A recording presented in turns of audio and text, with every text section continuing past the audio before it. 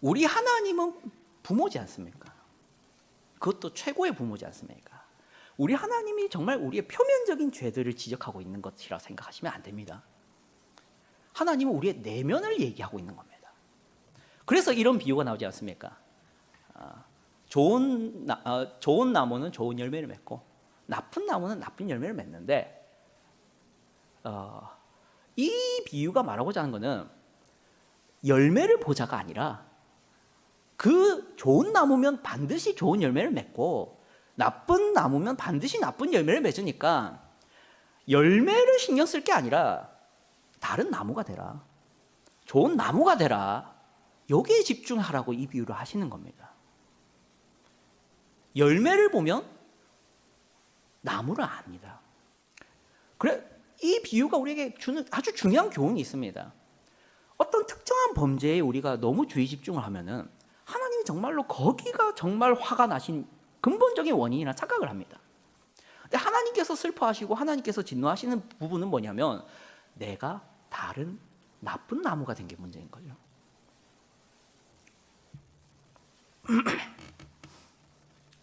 우리가 창세기 2장의 얘기를 한번 생각해 봅시다. 창세기 2장에 하나님께서 사람을 만드실 적에 무엇을 따라 만들었다 합니까? 하나님의 형상을 따라서. 그래서 인간은 하나님의 형상으로 지어졌지 않습니까? 근데 그 하나님의 형상이 무슨 사건 때문에 망가집니다. 무슨 사건입니까? 선악과죠. 선악과 사건 자체에 집중을 할 게 아닙니다. 하나님의 형상이라고 만들어 놓은 이 작품이 우리의 행위로 말미암아 어떻게 된 겁니까? 망가졌습니다. 하나님의 슬픔은 거기에 있는 겁니다. 자식을 낳아뒀더니 식물인간을 만들어서 돌아온 겁니다. 그게 화가 나시는 겁니다. 예를 들어보죠. 유교 경전 중에는 그 효경이라고 있다 합니다. 제가 유교 전공은 아니라서 기억은 하지 못하고 있기 때문에 신체 발부 수지 부모 불감 회상 효지시야라고 합니다. 유식해 보이죠?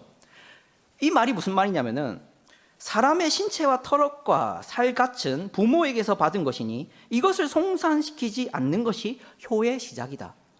그래서 유교 시대라고 할 수 있는 조선 사회에서는 가장 최악의 범죄가 뭐냐면 부모보다 빨리 죽는 겁니다.